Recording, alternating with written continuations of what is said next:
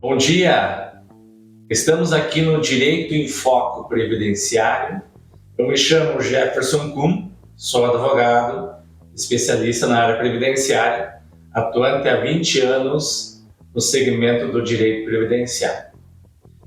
Hoje vamos falar, juntamente com meu colega o Dr. Natan Oliveira, vamos falar sobre o recente comunicado, que é uma instrução normativa do INSS, e que se adotou o entendimento pela restrição do cômputo do período de contribuições recolhidas em atraso a partir de 1º de julho de 2020, data início da vigência do Decreto 10.410 de 2020. Para calcular o tempo de pedágio da aposentadoria, o PRISMA, que é o sistema de cálculo previdenciário que o INSS utiliza, este considera quanto tempo o requerente tinha em 13 de 11 de 2019, data da publicação da emenda 103 de 2019. Portanto, o que essa instrução normativa se diz? Ela diz que as contribuições realizadas em atraso a partir de 1º de julho de 2020 serão consideradas no tempo total do segurado, mas não para o tempo que ele tinha até 13 de 11 de 2019. Uma dúvida, doutor.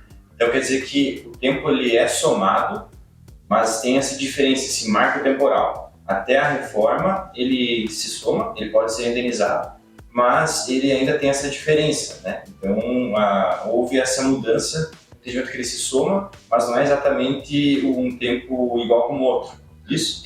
Doutor, assim, a princípio, a reforma da Previdência, ela tem várias regras de transição. Né? Então, e o marco temporal, como o colega fala, é justamente o tempo que essa pessoa tinha até a emenda 13 de 11 de 2019. E o sistema PRISMA, portanto, ele considera somente o tempo que essa pessoa tinha até 13 de 11 de 2019. Mas, doutor, existem aquelas condições, aquelas possibilidades de pessoas que, mesmo após a emenda, né, mesmo após 13 de 11 de 2019, elas comprovem, né, por meio de prova documental, que elas exerceram o labor rural muitas vezes. Né? E aí a pergunta que fica é justamente isso. As pessoas que tiveram tempo rural, né, anterior à reforma, né, e posterior a 1991, elas podem indenizar esse período rural para fins de, né, a pessoa ser contemplada com uma aposentadoria um pouco antecipada, de forma um pouco mais precoce? Sim, não. Né? Segundo a instrução normativa, não. Tá? Esse período pago depois da reforma previdenciária, 13 de 11 de 2019, ele não pode ser computado. Tá? Esse é o entendimento dessa instrução normativa. Porém, né, a gente teve aí a pandemia no início de 2019, né, 2020, e nós não tivemos nenhumas decisões judiciais que viessem, então, a dirimir essas questões, né, uma eventual inconstitucionalidade da lei, se pode ou não você indenizar período mesmo após a reforma. Ainda é algo recente que está sendo discutido. Exatamente. Então, o que acontece? O nosso Tribunal Regional Federal, então, tem o entendimento de que a data de indenização do período rural, né, posterior a 31 de 10 de 91, ele não impede que o período seja computado, tá? Então, assim, antes da data da indenização para fins de verificação do direito à aposentadoria.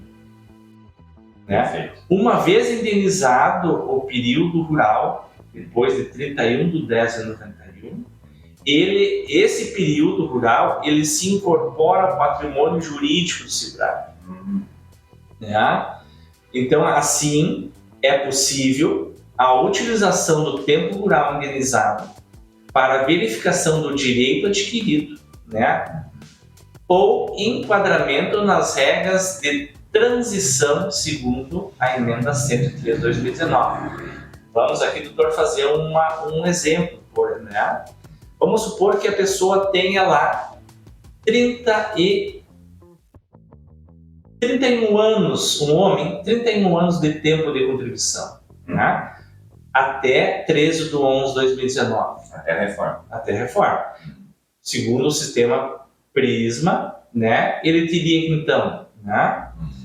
Trabalhar mais 4 anos para fechar os 35, mais 4 anos, né? Mais 4 anos, levando em consideração uma das regras da transição, que seria o 100%, né, do tempo que lhe faltava até a reforma. Que é o pedágio em dobro. É o pedágio em dobro, exatamente. Mas vamos pensar o seguinte, nessa situação, né? Essa pessoa que tinha 31 anos, mas ela tinha 3 anos de tempo rural, né, após 31/10/91. Ela comprova através de documentos rurais e ela indeniza esses 3 anos. Certo. Quanto tempo ela tinha, então, até a reforma? Bom, 31 anos, né, existia no Prisma, mais esses 3 anos de tempo rural indenizados, né, que chegaria a 34 anos. Aí já muda, levando em consideração uma das regras de transição. Sim. Quanto tempo ele tinha, então? Ele tinha 31 mais 3, 34 anos. Faltaria mais 1 ano para ele fechar os 35.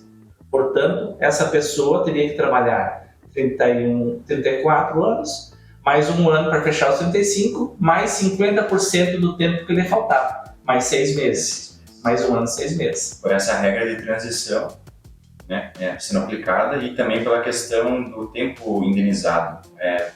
Uma indenização integral, parcelada, como é feito? Essa indenização geralmente tem sido de forma integral. Tá? Certo. Seria contribuições de tempo rural posterior a 31/10/91.